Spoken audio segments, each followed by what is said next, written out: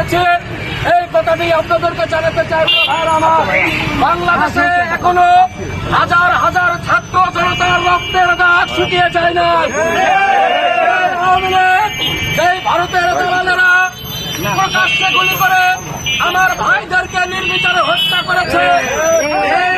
এই উপরে দাঁড়িয়ে যে অন্তর্বর্তীকালীন সরকার শপথ গ্রহণ করেছে, সেই সরকারের স্বরাষ্ট্র উপদেষ্টা আজকে বক্তব্যে বলেছেন আওয়ামী লীগকে নাকি পুনর্গঠন করতে হবে।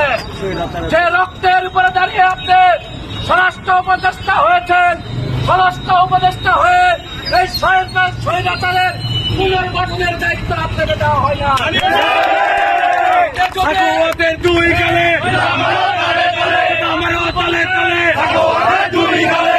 আপনি বলছেন আওয়ামী লীগের নাকি এই দেশ গঠনের ভূমিকা আছে।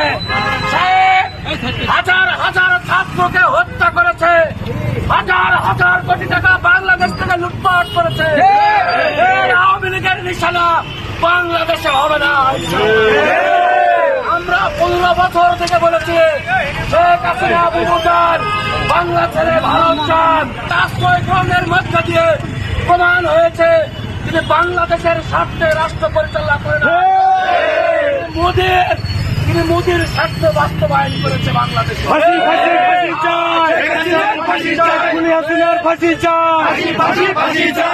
যে রক্তের উপরে দাঁড়িয়ে ব্রিগেডিয়ার সাকওয়াত অন্তর্বর্তীকালীন সরকারের স্বরাষ্ট্র উপদেষ্টা হিসেবে শপথ নিয়েছেন, তিনি আজকে আওয়ামী লীগকে পুনর্গঠন করার জন্য যে বক্তব্য দিয়েছেন, এই বক্তব্যকে আমরা করে প্রত্যাখ্যান করছে।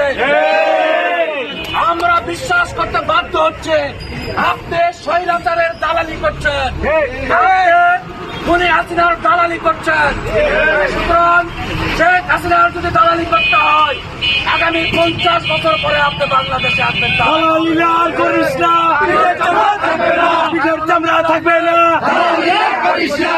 তাই অনতি বিলম্বে এই অপদার্থ আওয়ামী লীগের চর, ভারতের দালাল ব্রিগেডিয়ার আসম সাকওয়াতকে এক্ষণে পদত্যাগ দাবি করছে।